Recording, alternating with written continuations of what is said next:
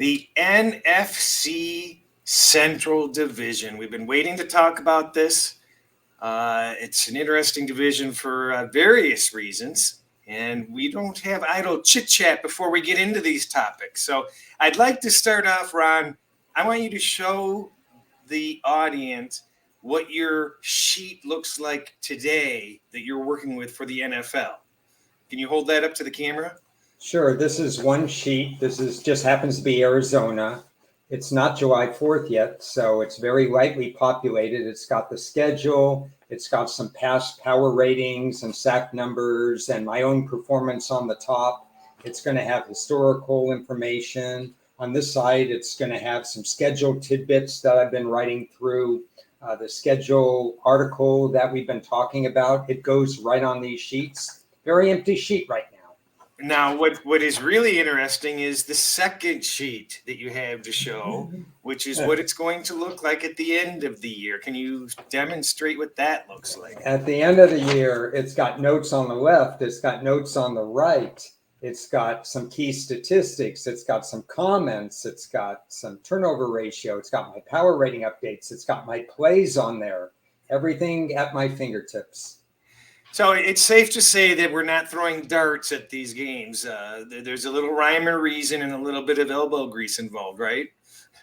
Absolutely. And I'm proud to say, Chris, that today being tropical shirt night, that here I am just perfect for this division so that we could match outfits a little bit. It is a division that Green Bay has been taking a nice vacation in during the regular season over the last several years. So it makes perfect sense. Excuse me. Let's start with the Chicago Bears. The current line at circa is 6.5 under 135. If you like the under, I think you can find a little bit of a better line in different places. It's a bit of aggressive line. My thoughts on the Bears, I'll lead off on this, is they seem relatively hopeless to me. It just seems like they've lost too many parts. They've lost Mack. They've lost their receiver. What was his name? Robinson? Yeah. They didn't use him correctly anyway. No, but he was good. And they've lost some other players. Their draft wasn't all, something to jump up and down about. I don't see a bright future. New head coach, rookie quarterback, an offensive line that's not going to protect the rookie quarterback probably. Not enough support. The defense is not what it used to be. Can you find any positives with this team? Well, we can search because I like to be open-minded when we start.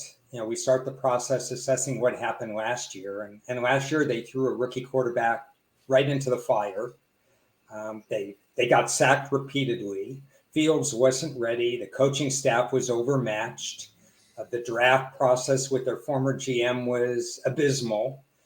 Their offense was last in third down conversion rates, and their turnover ratio was terrible. So this year's GM, they did some better things. They turned 3 picks into 8 on day 3. They had 11 picks overall. I do have a problem with the fact that I didn't rate those picks very highly. So if you look just at the draft, it's a wash for this year. It's not going to help them much. And you mentioned a little bit about, can we find any positives? Well, Khalil Mack is gone. That's not a positive. Wide receiver Robinson is gone. That's not a positive. The new coach has a defensive-minded attitude in there. So we don't know. I have a feeling Fields is going to look good some weeks and bad as his training is ongoing. He's not going to be a finished product in 2022. I don't like the fact that the new coach comes from an organization, Indianapolis, where they played a soft defense. Their bye week, you and I have talked about the placement of bye weeks. Their bye week is too late. So even though the pacing of the schedule, not terrible, their bye week for making adjustments isn't that good. The last thing I want to bring up, at least right now, is timing. Nobody thought the Bears were going to be a public team at this point with the draft and everything. Nobody was wowed. And so when their line opened, their season win line opened as much as 7.5, which I missed, unfortunately. Then it went to 7, and I didn't miss 7. And now you're going to find 6.5s more than you're going to find 7s because there was an adjustment made. And the reason why there was an adjustment made is because of what we're going to talk about with the other teams. Do you really want a silver lining? I kind of like them week 1. Who do they play week 1? They're home to San Francisco, who will be presumably breaking in a new quarterback. And according to my current power numbers, 6.5, maybe touching 7 is a little too much right now. That's all I can give you. Oh. Any other good news for Chicago fans? Well, I think 6.5 is too much delay. I'll give you that. Are you predicting a outright victory potential there? No, I wouldn't predict that with a new coaching staff. I'd like to see how August plays out, but it wouldn't shock me if San Francisco escaped 21-17, 24-20, something like that. I just think the gap in their perceived week 1 ratings is a little too high. Where San Francisco might go with Trey Lance is different than where they should start with Trey Lance. And because of that, I think Chicago has a little bit of value. Yeah, all right. We'll see. I definitely would lean toward taking, that kind of points in any of the matchups in week 1. I think it's generally a decent proposition. Let's go to Detroit. This is your team. You've got my stuff. Half the free world loves the Detroit Lions. What do you got for us? Well, I hate to be repetitive. Since we were on week 1, I did take Detroit plus 5.5. I thought that was insanity to have a team with that kind of enthusiasm behind it.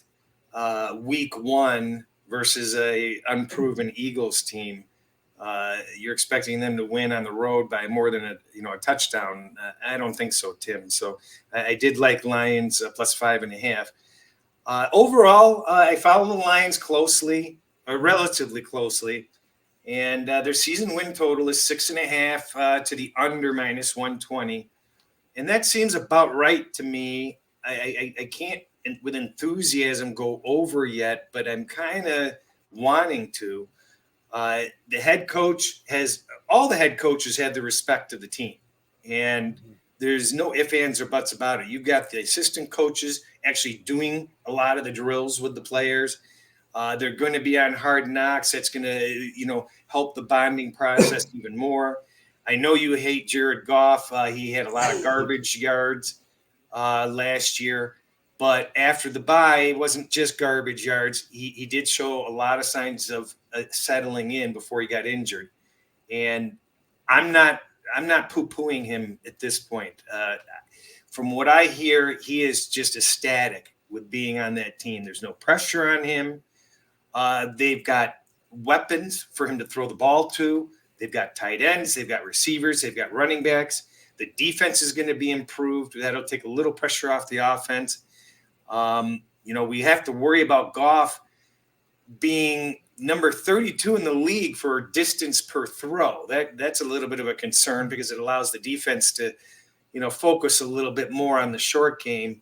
He's got to learn to stretch out the field, and I think that they know that. So that's something I'm going to be looking for. When you look at this defense, they've added some edge rushers. They've added some people in the middle. They're not going to be a stop defense by any means, but they're going to be better than they were last year. And their offensive line, I saw PFF rating them the number 3 offensive line in the NFL already. We talked about it last year that this was going to be a top offensive line within a short period of time. Maybe that's a little optimistic at this point, but they're loaded. They've got a lot of tools, a lot of weapons. They've got inexperience at head coach, which is a concern for me. They've got a lot of young players. Those are my concerns. I'm very optimistic about the Lions. I think that they're going to play with passion and heart, and they're going to be happy. And when you have a team that's like that, that makes a lot of difference. That makes a difference in a game or 2 or 3. 4 players worth looking at for this year that will enhance your case. Running back Swift. Can he play with pain? He has not, what has he made it through, like half the season a couple of different times. He is a weapon not only in the run game, but in the third down or even the first down play action pass game. And running backs, to be valuable to a team, have to have that ability to catch passes. He has that. He just has to stay on the field. Tight end Hawkinson, he missed a chunk of time last year. His development and his ability to stay on the field, which I feel more comfortable about, is only going to enhance Goff's ability to spot the open receiver under pressure. The edge rushers you mentioned, taking the team that routinely is near the bottom of defensive sack pressure and moving it back up from 29. If they can get to the league average, get about 8 or 9, 10 more sacks, that's a real big thing. The wide receiver can help stretch the field that they just drafted, Jameson Williams, because he's a guy, he's not going to be completely healthy week one. He comes off that injury with Alabama, but he's a stretch the field guy that's only going to make the other guys that they drafted and signed in free agency better. It's another area that's going to be improved. And the culture of the team is going to improve because of their number 1 overall pick, number 2 in the draft, Alden Hutchinson, who's just has that infectious Joey Bosa type thing, TJ Watt type thing, where he demonstrates through his hard work and his effort, what it takes to be a true NFL player, and he can make the rest of the team better. And another player that wants to be there. He wants to be there. So this is very exciting. And the schedule, we didn't talk about the schedule. A lot of favorable things with the schedule. Best rest differential. No night games, 0. Yeah, they're all 1:30, aren't they? Except Thanksgiving Day. They got the Thanksgiving game and so on. For one, the pacing is just so unbelievable.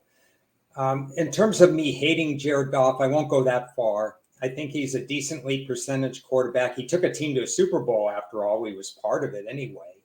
I mentioned offline to you earlier this morning about my thinking he's like John Kitna. He gets the job done. He puts up yards. He puts up points. He always puts his team in a position to win. He just doesn't go over the hump. He doesn't get to the mountain. He doesn't get to the promised land. If Goff can take the next step because the roster enables him that opportunity, I wouldn't rule out the Lions, honestly, to be a factor in this with 7 teams making the playoffs with their schedule and their pacing. I think it's doable.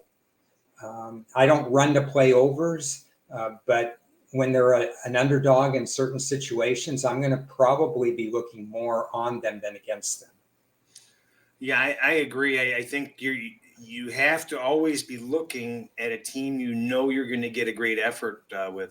I'd like to point out something I pointed out to you. St. Brown, the wide receiver, is one of 2 receivers that didn't drop the ball for 70 or more attempts, and I believe he had the most attempts in the league without a dropped ball, if I'm not mistaken. He also had a dynamite second half of the season, so he moved in and learned the offense quickly, and he's only going to be better because he's more of an underneath guy. If Jameson Williams goes deep, it just frees this guy up even more. I was looking at this article, and they were comparing the Lions to what the Cincinnati Bengals had to do on defense before last season.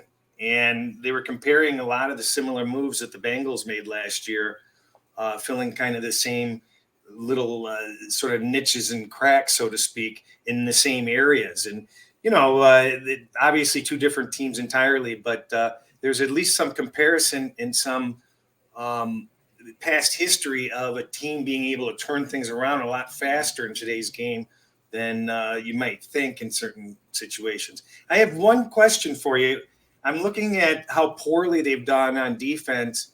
30th sacks, 29th pressures, 26th, 32, 29th, 28th. You go back to 2018, though, they were 11th in sacks somehow, but still 30th in pressures. How the hell does a team rank 11th in sacks all of a sudden, but they didn't pressure the quarterback at a higher rate? Yeah, I'd have to do a deep dive into that. It could have been what quarterbacks they did face. Were they quarterbacks running for their life? What the situation was there. It was one guy, the guy who got most of the sacks, and if you blocked him, nothing else worked.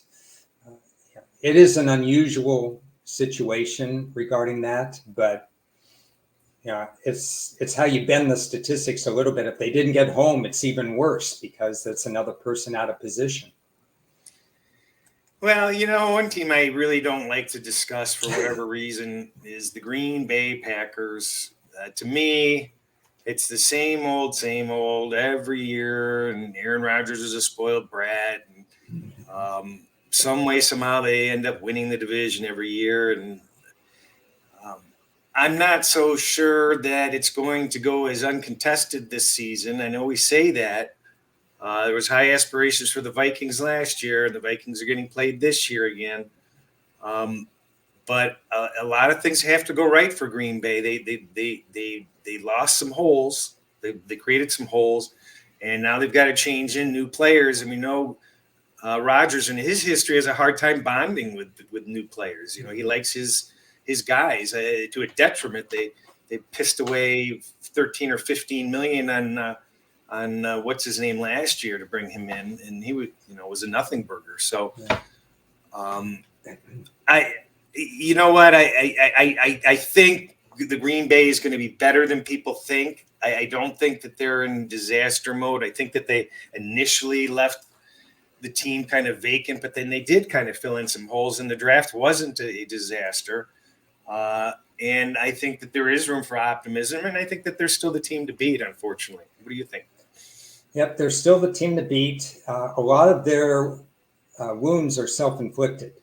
Yeah. The special team play is rivaling the Chargers. We talk enough about the Chargers and their special teams, but Green Bay has been, I think it's 29th, 32nd, 31st the last 3 years, somewhere in there. And they fired their special team coach. They had the Raiders special team coach who was also interim coach last year.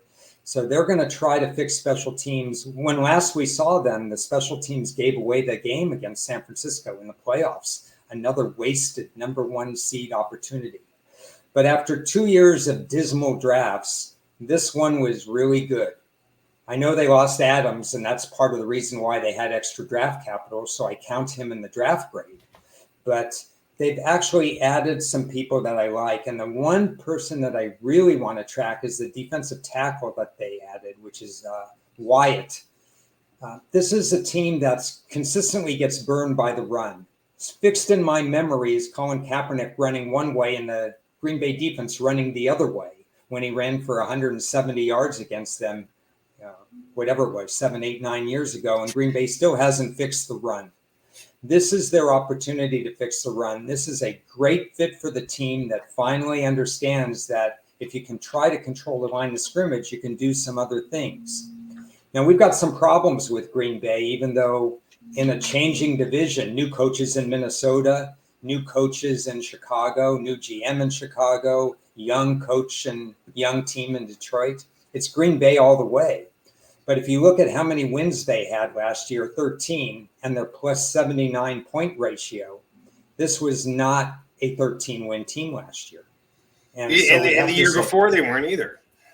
So right away you're saying, okay, there's some coaching in there, there's some Aaron Rodgers in there, but they're getting by. They're not annihilating teams. And if they work off last year's stats, they're a lot closer to 10-7. There really are 10-7 as opposed to 13-4. Then you factor in the schedule. What do I show here with the schedule? It's the worst in terms of rest differential, minus 13. They've got a late bye, so there's going to be some fatigue when they play all these road games. 5 out of 7 games on the road before the bye. A lot of opponents have 9 days, 10 days, whatever it is, a little bit more rest than they do. And everybody, of course, wants to give Green Bay their best shot, and Green Bay has to stay focused. So I think the schedule works in their disadvantage, and they have to play a little bit better, believe it or not, even after back-to-back 13-win seasons. And with all that being said, they could go 10-7 and still win the division.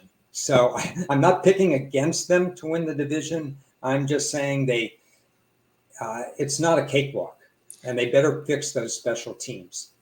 Well, we're going to take a look at the divisional odds, which I looked at for the first time an hour ago, and I was kind of shocked. I don't know whether you've looked at them recently, but moving on to the Vikings, I noticed that this is one of the few teams where this line has been moving also.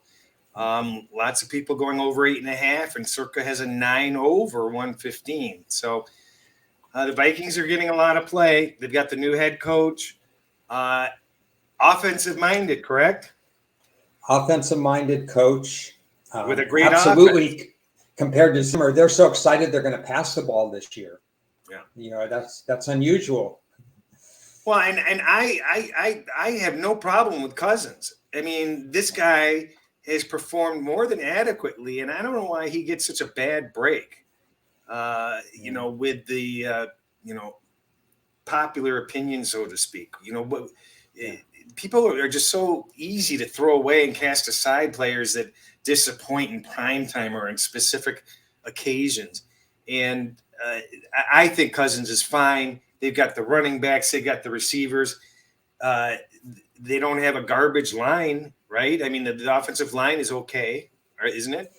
They are teaching a little bit more run blocking tendencies in the past. They're going to have to adapt that. They've taken a few more sacks than you'd like to see on Cousins, primarily because they put them in passing down situations. If you continually run on first down, and those times that you don't pick up yardage on first down, or you continually run in the first half and you wait to pass in the second half, it puts them in uncomfortable situations. Now, they've paid attention to their offensive line. I just think they have to get a little bit more out of them because they have the running backs behind them to make a difference.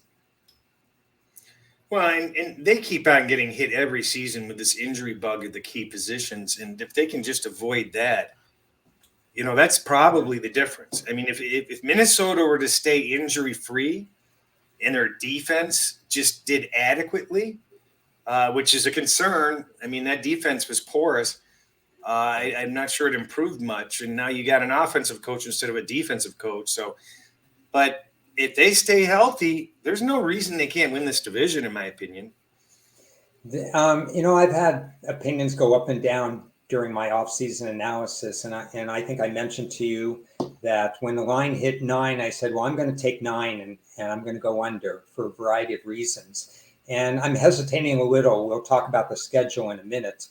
The defense let Zimmer down, and that frustrated him to no end because he's a defensive guy. Prides himself on great pass defense, and through letting free agents go, both on the defensive line and in the secondary, and a couple of injuries and one key suspension, the numbers were dismal, their pass defense and the run defense last year. So Cousins couldn't bail them out of that. You asked about did they replenish some of that. They got some defensive guys, not the first choices I would have made in the draft, but their first 2 picks were a safety and a cornerback. So they addressed the area that they needed to get addressed. The question is, how fast will they get up to speed? So that's the hardest really position to come in and learn in the NFL, isn't it? Yeah, the cornerback is by far the toughest, mainly due to the rules. Right. It's amazing. Whatever Patrick Surtain did his first year as a rookie in Denver, that's not the normal situation. The normal situation is you get burnt repeatedly as a rookie, and then you learn to adjust after that. But if you want to talk about the schedule, look at their 3 uncommon opponents. That's Arizona, Indianapolis, and New Orleans. Ugh. Are those anything more than toss-up games? When I first looked at the schedule, it looked like almost every game for Minnesota was a toss-up. I mean, Minnesota is kind of in the middle. They're a little bit better than average team in a lot of ways, but so could be New Orleans, so could be Arizona, so could be Indianapolis, who all had better records than them last year. It's a very, very tricky schedule, and they could win or lose any game. Well, do you have how many 1-score games they had last year? Because to me, I seem to recall that they had like 9 or 10 1-score games. It's possible. I don't have it at my fingertips, but I'm really glad you brought that up because they have one kicker on their roster that I'm not sure if he needs upgraded or not. He was 33 out of 38 last year, but as Zimmer's body language told you 2 or 3 times, they didn't win some games when he missed some kicks or something went wrong in the field goal kicking game. And I agree with that statement completely. Whatever the number one score games were last year, based on the schedule and the roster, I think we're going to see a lot of one score games with Minnesota this year. So kicking is going to play a factor. Well, yeah, and the variance of being able to win more of those than they were able to win last year, may come into play. I've got a question for you because I'm not sure I know the answer, so I'm going to you for the answer here. Minnesota has, they play the 6 games in the division, 3 on the road. Those 3 games that they play on the road, Chicago, Detroit, and Green Bay, are all at the end of the season. Do you think that's a plus, a minus? What does that mean? They have to wait, and then in crunch time, they have no home games against their own division, but they play all 3 on the road in the 3 of the last 5 or 6 weeks. That's fascinating. I didn't realize that. You know what? If I'm that team, I just want to be in control of my destiny. So I don't think you're as concerned with home as in a way. And as we previously discussed, home field isn't what it used to be. I mean, it has a point and a half value in most cases when you're not talking about prime time or short weeks and other variables. But so I like that. If I was a Lions fan, if I knew and I had playoff aspirations, I'd be looking forward to being able to control my own destiny, whether it's at home or on the road. Okay. Yeah. I mean, I was trying to find something. That's what I do with the schedule. I try to find something that's unusual and see whether or not it can stick to anything. The thing about Minnesota is they've had trouble in December on the road in the past. So it's a new regime. We don't know how that'll go, but we also don't know how the new regime is going to make adjustments from week to week. So if they can handle the adjustments and if they're a little bit more on the ball than we think they might be, being this is a new head coach experience, then maybe they overcome it. I'm going to say it's maybe a slight negative or maybe nothing at all, but it's something that they're not going to have. We'll see. It's going to be cold in Green Bay. Might be cold in Chicago, and against Detroit, we'll see how they do with their rejuvenated roster and hopeful of high success in Detroit. Yeah, they may shut off the heat in the stadium by then. So if they're not doing well, when's their bye week? When new head coach, when's their bye week come in? I didn't put it on my little cheat sheet here, so it must not have come in terms of being a problem. So.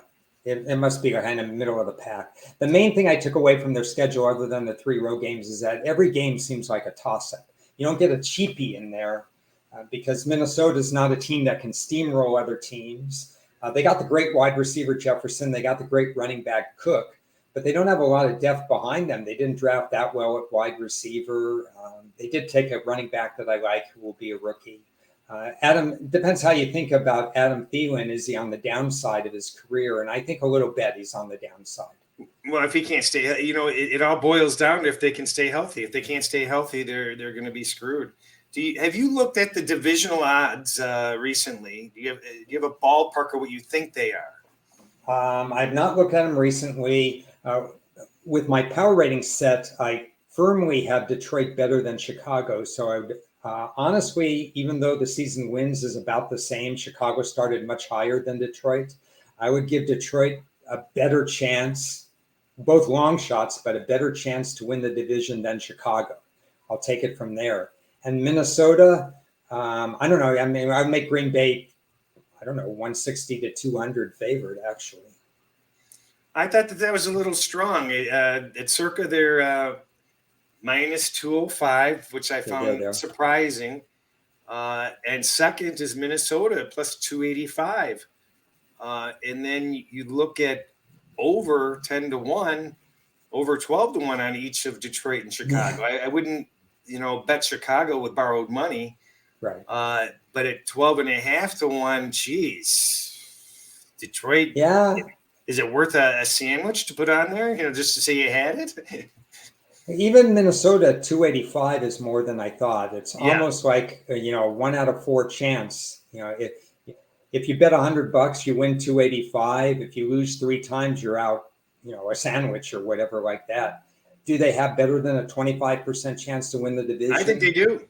Yeah. If Rodgers, remember the 2 times that Rodgers went down in the season, or just take last year when he was out due to COVID.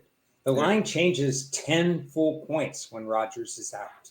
Yeah. If Rodgers misses time, Green Bay's done.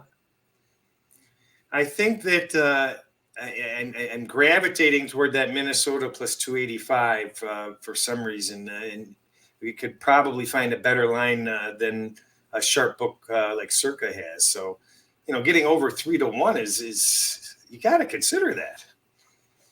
So when I said, Green Bay somewhere between minus 160 and minus 200, the 205 is outside of my range. I think you're giving away too much, even if you think that all things being equal, even 10-7 might give Green Bay the title. I think Green Bay is more like an 11-win team. They're not a 13-win team unless the division really just isn't that good. And it's possible. Aaron Rodgers, I think, is part owner of Chicago, according to what he said. So he Yeah. has two teams in the division, and the Lions. They have to prove to me that they could win the close games. They're just learning how to win. It takes a little time to learn how to win, from the Dick Vermeil days all the way through. Teams need 2 or 3 years to learn how to win. Well, let's hope that they start off 4-0 and they can produce a Super Bowl song like they did back in the day with Billy Sims. The Super Bowl song. You're just hoping for the playoffs, boy. Last year's team was 14. This is the year for New Orleans. Something like that. How did we do with this division? You feel comfortable with where we assess each team as of right now? Yeah, people need to understand that this is a ongoing process. This is not a detailed, we've been through everything with a fine-tooth comb. This is something that we do each and every year where we're just kind of reinforcing or adding little bits of pieces as time goes on. I keep on referring to it. It's easier to keep up with the NFL than catch up on the NFL. And if you try to absorb everything, right when the season is starting, good luck. So a lot of this stuff is superficial looks, quite frankly. And I think we do better than a superficial look. No, But it's better than that because there's a lot of analysis that goes into the schedule, the Pythagorean theorem, the free agency. But again, everything we talk about and other things that come up, it's going to go on this sheet here. Yeah. So as I populate it, I'll be fine tuning my own opinion. I'm there with a lot of the teams, but do I want to make an investment? Sometimes I'm just waiting, and I really want to see the ins and outs of the schedule. What happens between week 5, week 6, and whatever. Really pay attention to which teams have some advantages or which teams might be off a very tricky part of their schedule. Fatigue. I'd like to take a moment to thank everybody that's making comments or contacting us on Twitter. I've been remiss in keeping up. I can't tell you how much we appreciate that you guys care, and I apologize if we're slow to respond. It's hard to keep up with all this stuff, but we just want to know you guys to know we really appreciate it, and it makes us enthusiastic to keep on doing it. And our listenership is going up, and subscribers are going up, and we're here to sell you not a damn thing. Going to remind you that you can download Ron's excellent NFC and AFC schedule analysis at the link that's scrolling across the bottom. I can't recommend it enough. It's something I've read for years and years, and I'm just infuriated he's sharing it with the public because that was my whole secret sauce. I'm just kidding, but it's just excellent content. Do you have any final thoughts? Anything else going on? Well, I will echo the fact that thanks for anybody who watches, listens, and comments. I appreciate the fact that Chris has given me the opportunity to be on this side of the camera and share some of my thoughts. It's been a lot of fun. Hopefully we'll share some more. And it's a great learning experience. And it just shows, once again, develop a process, be methodical about it, and don't make last minute knee-jerk reactions. None of us do that. We trust our own numbers and stuff like that. And I think if we reinforce anything, that's what I would say moving forward is, don't cheat the process, and don't try to make up what you do on Sunday with a Monday night late play. These things should be well thought of a week before, a month before, 2 months before. And that's the fun of it all. I think one of the alarming things that I see in the NFL information space is it seems like people are trying to outdo each other with, the new latest stat and trying to apply it to this and that. And you know what? I'm not a believer in a lot of these new metrics that people are using. A lot of them require manual inputs. And if you have manual inputs, you have human error. And that's a concern that I have. If you're a new handicapper and you're trying to just learn, don't get overwhelmed by all the minutia of details. I honestly believe from the bottom of my heart that you don't need to dive in as deep as a lot of these people are doing. And I cannot recommend it enough. Don't bury yourself in data and trends and nonsense. I'm telling you, just keep it a little bit more, not superficial, but a little bit more at the top of the surface. There's no need to get out the truck and dig deep. There really isn't. Yeah. Now, sometimes the best information is right in plain sight. Yeah. And so you don't have to dig any deeper. I mean, you need to uncover a lot of different things. It helps when you have 2 or 3 factors going into a play rather than one factor going into the play. But usually you have differing kinds of things. And when you have that, just don't make a play. You're not forced to make a play. Yeah, I mentioned it on VSiN today. I may not even bet the first 2 weeks of NCAA football. I don't know what I'm going to do. I don't really care about the first couple of weeks of NFL football. Preseason is an information only. We should do a video on that. But there's no rush to do anything. It's a long season, and the biggest mistake people make is getting buried in information and not having any impulse control, and to be able to sit things out for a little bit and get a good grasp on what's going on. Yeah. Well, we could close on that. Next up will be the NFC South. Bunch of new coaches. Go Falcons. We'll talk to you then. Thanks again, everybody. Cheers. Don't like or subscribe us because that would just help us, and you don't want to keep us down. Just kidding. Thanks a lot for joining us. We'll see you with the NFC South very soon.